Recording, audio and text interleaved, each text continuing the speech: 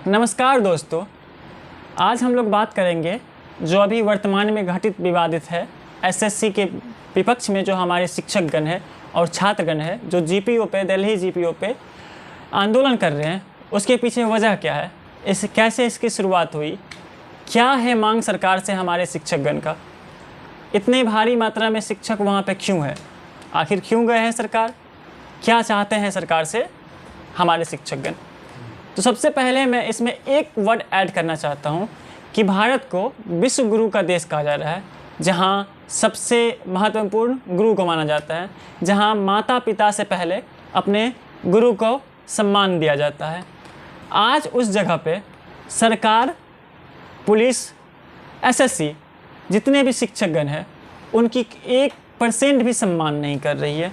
ऐसे में आप बताइए कैसे बनेगा भारत विश्व गुरु, कैसे बनेगा भारत विश्व गुरु, जहाँ किसी भी शिक्षक, किसी भी गुरु का कोई सम्मान नहीं हो, वो कैसे बनेगा विश्व गुरु।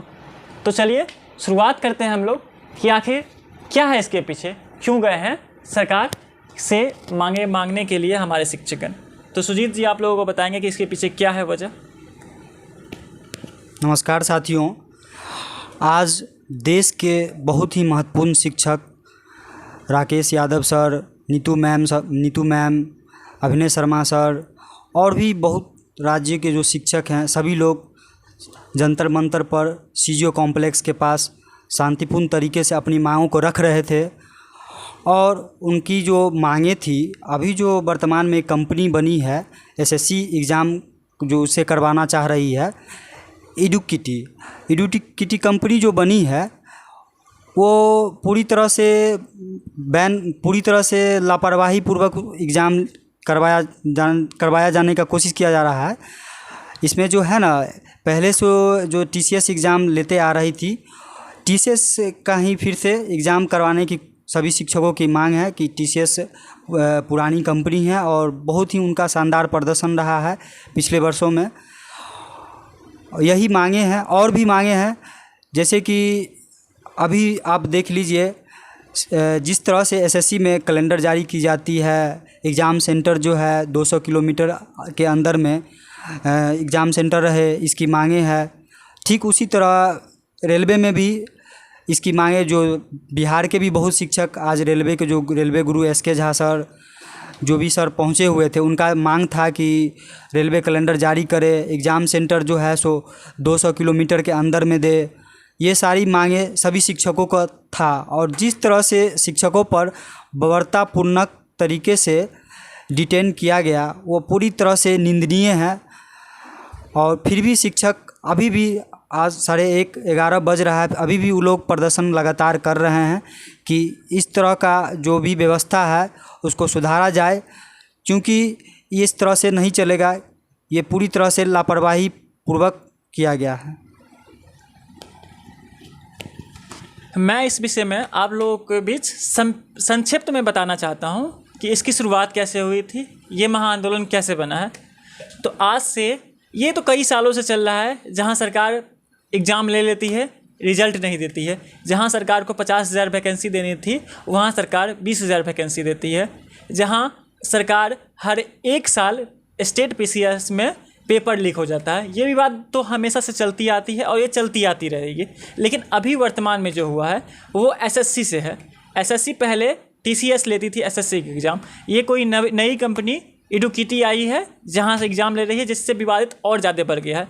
अभी फेज़ 13 का एग्ज़ाम चल रहा था, उसमें एग्ज़ाम के बीच सडनली कंप्यूटर ऑफ हो जाता है, किसी का माउस नहीं चल पाता है, वहाँ कोई और लोग भर जाते हैं, जो भी निरीक्षण कार्यकर्ता होते हैं वो नहीं है, कोई और आता है वहाँ का वीडियो बना लेता है। अब सरकार से हमारी मांगे हैं कि आखिर ऐसा क्यों होता है, आखिर दूसरा वहाँ पे वीडियो बनाया कैसे। आप अगर सिस्टम को नहीं सुधार सकते हैं, अगर आप सिस्टम नहीं रिस्पॉन्सिबल ले सकते हैं, तो आप क्यों लेते हैं ये टेंडर, आप वैसे इंसान को क्यों देते हैं टेंडर जो उसकी पूर्ति ना कर पाए। ये हज़ारों लाखों करोड़ों छात्रों का भविष्य का बात है, वो उसके कई पुश्ते, एक छात्र से एक पूरा गांव संभल सकता है, एक पूरा राज्य संभल सकता है, एक पूरा देश संभल सकता है। वही एक छात्र एक दिन प्रधानमंत्री भी बन सकता है, वही एक छात्र आईएएस भी बनता है, कलेक्टर भी बनता है और एक सचिव भी रहता है। तो इसके पीछे वजह मैं बताता हूँ।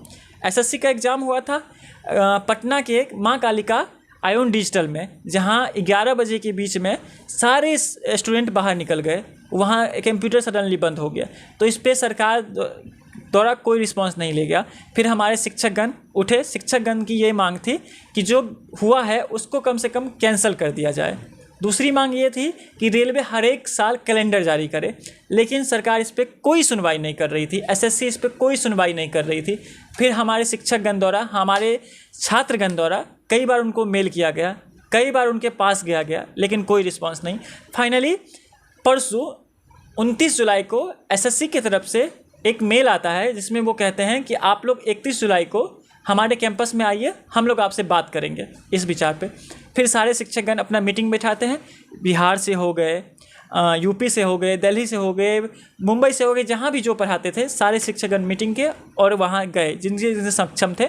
हमें लगता है कि सारे जो रेलवे पढ़ाते थे वो भी गए हैं, जो बिहार पुलिस पढ़ाते या यूपी पुलिस पढ़ाते थे वो भी गए हैं, और एसएससी वाले तो गए ही गए हैं। हमारे महान शिक्षक थे Rakesh Yadav sir, Aditya Ranjan sir, Neetu ma'am, Himanshi ma'am, Naveen sir, Ankit Bhatia, ऐसे कई शिक्षक हैं जिनका नाम नहीं ले सकता, लेकिन सारे शिक्षक गए थे। ये लोग सुबह 8 बजे पहुँचे वहाँ। फिर इन्होंने अपनी बातें रखने की कोशिश की, लेकिन इन लोगों को अंदर नहीं जाने दिया।